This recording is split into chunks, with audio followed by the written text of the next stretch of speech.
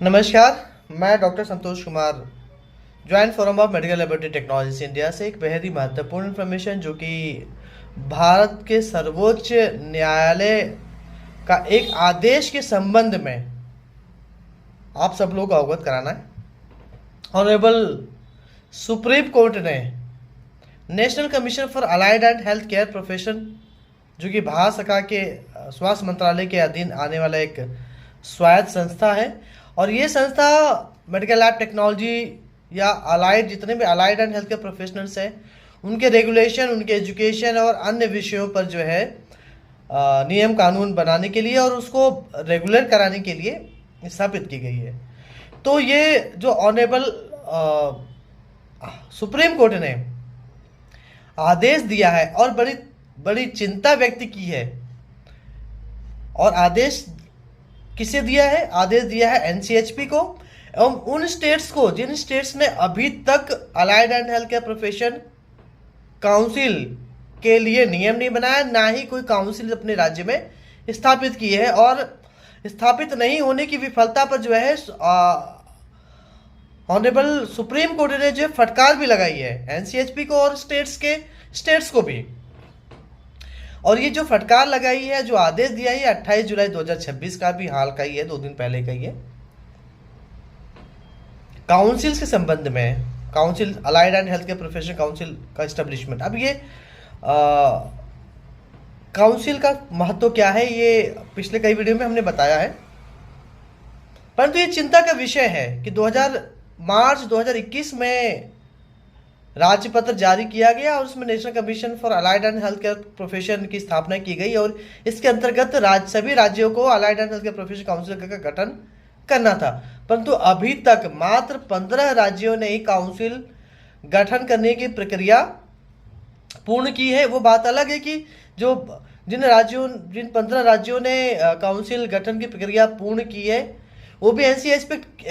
Act के तहत नहीं हुई है, परंतु एटलीस्ट उन्होंने स्टार्ट तो किया है। और ऐसे बहुत सारे राज्य हैं जिन्होंने अभी तक ना नियम बनाया, ना काउंसिल स्थापित करने की कोई प्रक्रिया प्रारंभ की है। हाँ, कुछ राज्यों ने जरूर अभी स्टार्ट किया, लेकिन उसमें भी भ्रम की स्थिति बनी हुई है, और एनसीएचपी एक्ट के तहत जो है उन्होंने सदस्यों की नियुक्ति, चेयरपर्सन की नियुक्ति अभी तक नहीं की है। और अब विडंबना 2021 से लेकर के आज 26 हो गया, और लगातार सुप्रीम कोर्ट के माध्यम से जो है एक एसोसिएशन है, joint forum of medical technologist India, जिसके अंतर्गत डॉक्टर कप्तान सिंह सरावत लगातार प्रयास कर रहे हैं, और सुप्रीम कोर्ट के माध्यम से जो सभी केंद्र सरकार और राज्य सरकार के हेल्थ सेक्रेटरी तक जो है इस तरह का फरमान पहुंचवा रहे हैं। और ये कहना बिल्कुल सही होगा कि इस तरह की संस्थाएं, इस तरह की एसोसिएशन ही जब जागरूक होती हैं तो चीज़ें ठीक होती हैं। परंतु आप सोचिए कि सुप्रीम कोर्ट जाने के बाद भी संपूर्ण भारत में allied and health care professional council का गठन नहीं हो पा रहा है। इस संबंध में जो सुप्रीम कोर्ट ने 22 सितंबर 2026 का टाइम अगली सुनवाई के लिए दिया है, और ये कहा है कि अगली सुनवाई तक अगर सभी राज्यों में काउंसिल बनाने का अनुपालन का नहीं किया गया, प्रोसेस स्टार्ट नहीं किया या काउंसिल नहीं बनी, तो प्रत्यक्ष तौर पे जो है ऑनरेबल सुप्रीम कोर्ट के पास जो संबंधित अधिकारी उनको पेश होना पड़ेगा। एक सर्वोच्च न्यायालय जो है इस तरह का जो है कई बार आदेश दे चुका है। 2024 में भी दिया, 2023 में आदेश दिया, 2024 में भी डेडलाइन दी गई, परंतु कहीं ना कहीं संवेदनशीलता दिखाई नहीं देती है।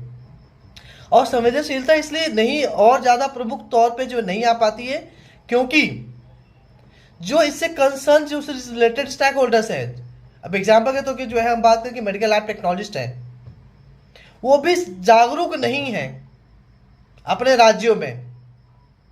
कि एक रेगुलेशन बन जाए, एक रेगुलेटरी बॉडी बन जाए जो आपकी क्वालिफिकेशन तय करे, आपका रोजगार से संबंधित विषयों पर चिंता करे, उसके लिए पॉलिसी बनाए, स्वरोजगार से संबंधित पॉलिसी बनाए, उसका इम्प्लीमेंटेशन करें। देखिए, काउंसिल बनने से अनेक फायदे होने वाले हैं। तो ये वीडियो बनाने का पर्पस यही है सिर्फ कि आप सब लोग जागरूक हों और संगठन एसोसिएशन की महत्वता को, इंपॉर्टेंस को समझें और अपने राज्य में प्रयास करें, अपने राज्य में जो संगठन है उससे जाके संपर्क करें, क्योंकि कहीं ना कहीं रोजगार और स्वरोजगार से संबंधित विषयों पर नियम कानून नहीं बन पा रहे हैं। तो ये संवेदनहीनता जो है वो जो प्रोफेशनल्स हैं, जो मेडिकल लैब टेक्नोलॉजिस्ट हैं, उनकी दिखाई देती है। अगर वो जागरूक होते हैं और अपने हितों एवं अधिकारों के लिए आगे आते तो ये स्थिति जो आज की है वो पहले ही सॉल्व हो चुकी होती। तो जागरूक होने की ज़रूरत है, अपने संगठन से जुड़ने की ज़रूरत है और अपने संगठन को सहयोग करने की ज़रूरत है। हमें अन्य प्रोफेशन से भी से सीखना चाहिए। नर्सिंग का एसोसिएशन है, डॉक्टर्स का एसोसिएशन है, फिजियोथेरेपिस्ट का एसोसिएशन है, कितना मजबूत एसोसिएशन है। वो अपने राइट्स के लिए, अपने अधिकारों के लिए जो है जागरूक रहते हैं और उसके लिए सतत प्रयास करते रहते हैं। तो मेरा आग्रह सभी से है कि आप लोग, डिस्क्रिप्शन नीचे जो है लिंक भी दिया गया है,